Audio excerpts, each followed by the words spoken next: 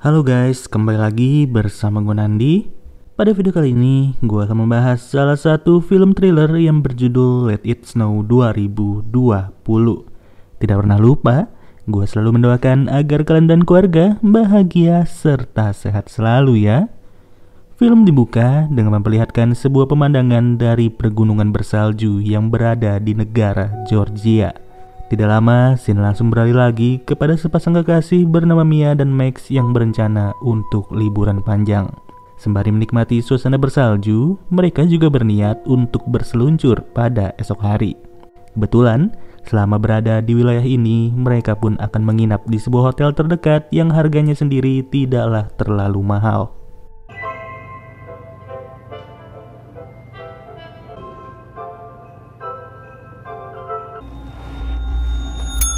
Good afternoon. What's the name for your residence? Oh, bragging already? Nah, if anything, you're the impress. He's been going on about it. Di saat sedang check-in, Max sengaja mencari-cari informasi mengenai tempat perseluncuran mereka yang bernama Black Ridge. Namun, si resepsionis hotel tidaklah menyarankan untuk pergi ke tempat tersebut. Dikarenakan akhir-akhir ini banyak sekali kabar tentang wisatawan yang hilang serta meninggal dalam keadaan misterius. Tapi namanya juga keras kepala ya.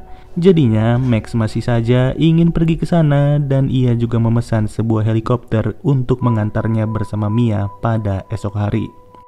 Lalu Max bersama Mia yang baru saja bermesraan pun tidak sanggup lagi untuk memelekkan mata mereka berdua. Hanya saja pada saat itu Mia nggak sengaja mendengar sebuah ketukan dari luar pintu kamarnya.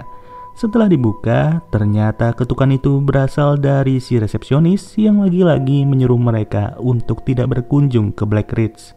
Kemudian, hari pun sudahlah berganti dan waktu berlibur Max bersama Mia akan terhitung sejak hari ini. Pada hari pertamanya, Mia tidak sengaja melihat sebuah cincin yang sudah dibawa Max di dalam tas miliknya. Jelas, hal tersebut menandakan bahwa ia akan segera dilamar oleh Max yang secara diam-diam sudah merahasiakan rencana itu. Akan tetapi, baru saja mereka berdua keluar dari hotel, Max bersama Mia pun langsung disambut dengan sebuah jasad yang telah lama berada di wilayah Black Ridge. Jasad itu sendiri merupakan jasad dari seorang peseluncur yang harus tewas dengan keadaan sudah terkubur di bawah tumpukan salju.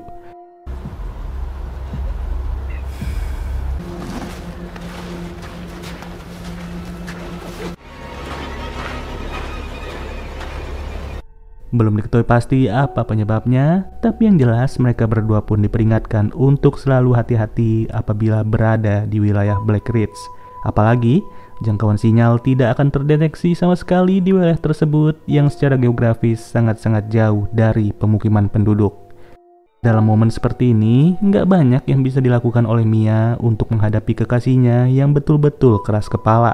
Mau dikasih tahu kayak gimana juga, Mia cuma nurut aja sambil berpikiran bahwa ia akan segera dilamar. Okay, wait. Let's go.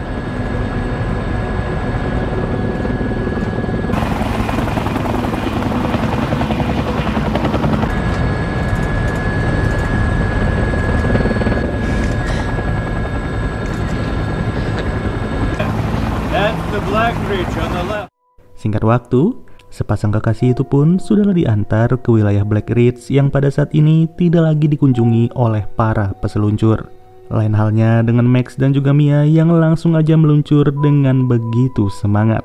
Tidak peduli lagi mau ada berapa mayat yang terkubur di bawah tumpukan salju, mereka berdua terus-terusan melaju sampai menerobos lebatnya kabut yang berada di lereng gunung. Yang celakanya, dalam keadaan seperti inilah, Mia mulai dikejar oleh seseorang serta sengaja ditabrak dari belakang. Alhasil, Mia yang baru terbangun dari pingsannya pun harus menyadari bahwa sang kekasih tidak lagi berada di tempat yang sama.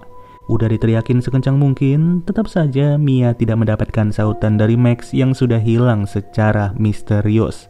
Tidak ada sinyal, tidak ada bantuan, dan juga tidak ada siapapun, membuat Mia harus terus berjalan sambil menyusuri pegunungan salju yang begitu dingin. Kemudian, tidak jauh dari lokasinya terjatuh, Mia pun gak sengaja melihat keberadaan Max yang sedang berdiri di ujung sana. Secara perlahan namun pasti, ia terus-terusan memanggil nama kekasihnya yang hanya mampu berdiri tanpa mengeluarkan suara sama sekali. Max? This is not funny. Are you okay? Dan ternyata, keberadaan Max hanyalah sebuah pancingan bagi Mia sendiri yang terus berusaha untuk mengejar si sosok misterius. Sampai-sampai Mia juga diarahkan untuk mendaki ke salah satu puncak gunung yang lagi-lagi usaha tersebut harus berakhir dengan percuma.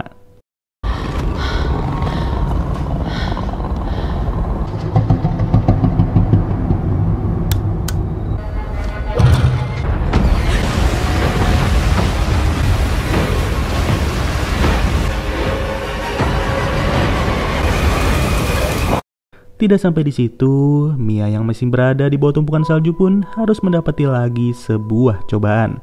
Lebih tepatnya, si sosok misterius itu sengaja untuk terus menancapkan besi tajam secara berulang demi memastikan kalau korbannya sudah tewas secara mengenaskan. Beruntung, Mia berhasil selamat dari aksi tersebut yang berujung ia pun mulai ditolong oleh seseorang. Kalau dilihat-lihat sih, orang yang menolong Mia ternyata merupakan seorang pria tua yang dimana pria tua itu langsung berkata kalau Mia seharusnya tidak pergi ke wilayah ini. Tapi ya mau bagaimana lagi, nasi sudah menjadi bubur dan Mia sendiri masih berkeinginan untuk mencari jejak Max alias kekasihnya. Dari malam itulah, waktu pun berlalu dengan cepat yang kini Mia harus menempuh lagi sebuah perjalanan panjang. Namun anehnya, keberadaan si pria tua sama sekali tidak terlihat walaupun sudah dicari ke sana kemari.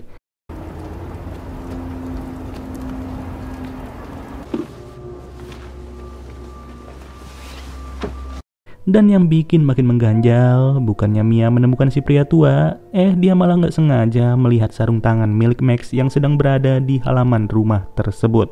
Atas terkuaknya pertanda ini, Mia pun langsung bergegas untuk pergi secepat mungkin menggunakan motor salju yang baru saja ia temukan. Tapi lagi-lagi, kunci motor itu ternyata sudah berada di tangan si orang misterius yang sengaja menyuruh Mia untuk mengejarnya. Di sisi lain, 2 orang penyelamat baru saja tiba di Black Ridge untuk melakukan patroli selama 1 hari penuh. Hanya saja sampai hari ketiga tiba, kedatangan 2 orang itu sama sekali tidak disadari oleh Mia yang berada cukup jauh dari pintu masuk. Bahkan di saat keberadaannya sudah cukup dekat, Mia malah kehabisan tenaga sampai-sampai ia pun harus ditinggal pergi. Sungguh miris bukan? Tanpa mendapatkan pertolongan sama sekali, Mia terpaksa harus bertahan hidup sendirian lagi. Ya gimana ya, udah sengaja pergi jauh-jauh untuk berlibur, siapa sangka malah berujung seperti ini. Tidak jauh dari keberadaannya, Mia kembali menemukan sarung tangan milik Max yang tergantung di depan sebuah tenda. Tenda ini sendiri tidaklah terlihat seperti tenda manusia normal pada umumnya, melainkan lebih terlihat seperti markas dari seseorang. Di dalamnya sendiri terdapat banyak lilin serta berbagai tanda salib yang sengaja ditunjukkan untuk seorang anak perempuan.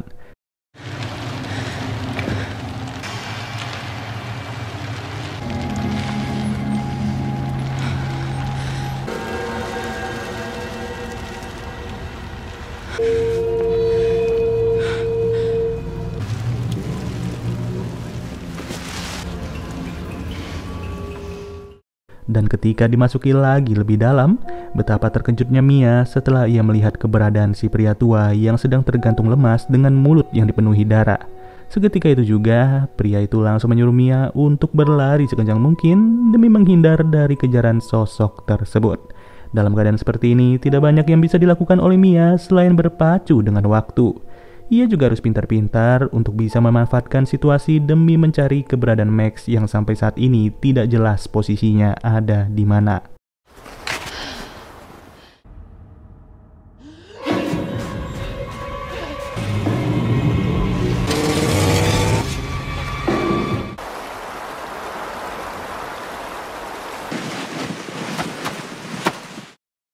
Lalu, untuk pertama kalinya, Mia pun berhasil menemukan keberadaan sebuah sungai yang bisa ia gunakan untuk memperlambat gerak dari si sosok misterius. Yang seperti kita tahu, sosok itu selalu menggunakan motor saljunya demi bisa berpindah tempat dari tempat yang satu ke tempat yang lain.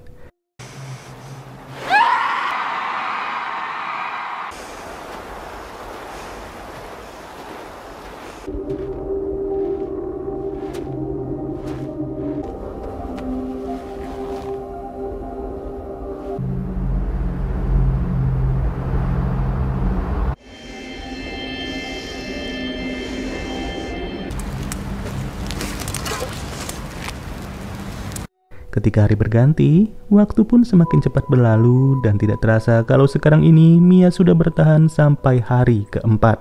Sulit memang untuk bisa bertahan sejauh ini, apalagi Mia yang sudah terlalu lemas pun masih harus terus mencari keberadaan Max. Tapi siapa sangka, tidak jauh dari tempatnya beristirahat, Mia mulai melihat bayang-bayang dari keberadaan seseorang yang sedang berdiri di ujung sana. Tentu dong, dari apa yang ia lihat, Mia langsung mendatangi sosok tersebut tanpa perlu bertanya-tanya lagi. Yang luar biasanya, Mia memang benar-benar menemukan keberadaan Max, tapi Max yang sekarang sudahlah menyerupai boneka salju. Tidak lupa juga, dari apa yang ia temukan ini, Mia masih bisa melihat ketulusan hati dari sang kekasih yang berniat untuk melamarnya.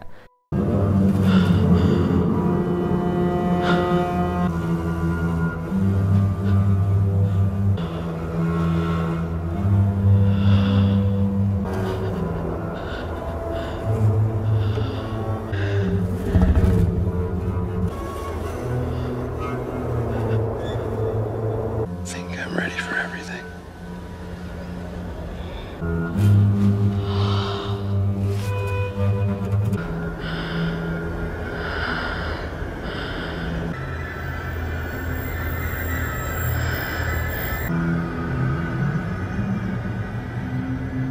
Tapi ya dikarenakan kekasihnya itu sudah berwujud seperti boneka salju, jadinya Mia pun bertekad untuk melompat bersama dari ketinggian. Luar biasanya, sampai hari kelima, Mia ternyata masih saja bisa bertahan hidup walau ia sudah benar-benar sekarat. Tidak diketahui pasti apa yang akan ia lakukan, namun yang jelas terkuak sudah siapa sebenarnya sosok yang berada di balik topeng tersebut. Dan ternyata, segala kejadian yang sudah terjadi di tempat ini sengaja dilakukan oleh si resepsionis hotel. Dengan alasan ia ingin membalas tragedi kematian dari anak satu-satunya yang sudah ditabrak oleh salah satu peseluncur. Kejadian yang terjadi pada 3 bulan yang lalu itu membuat ia dendam setengah mati dengan para peseluncur. Dendam itu pun juga dirasakan oleh si pria tua yang ternyata merupakan kakek dari anak tersebut. Tapi pria itu hanya beraksi sekali saja, sedangkan sisanya ia tidak pernah campur tangan sama sekali. Karena ia tahu kalau tindakan anaknya itu sudahlah kelewat batas dan berujung ia langsung bergegas untuk menolong Mia.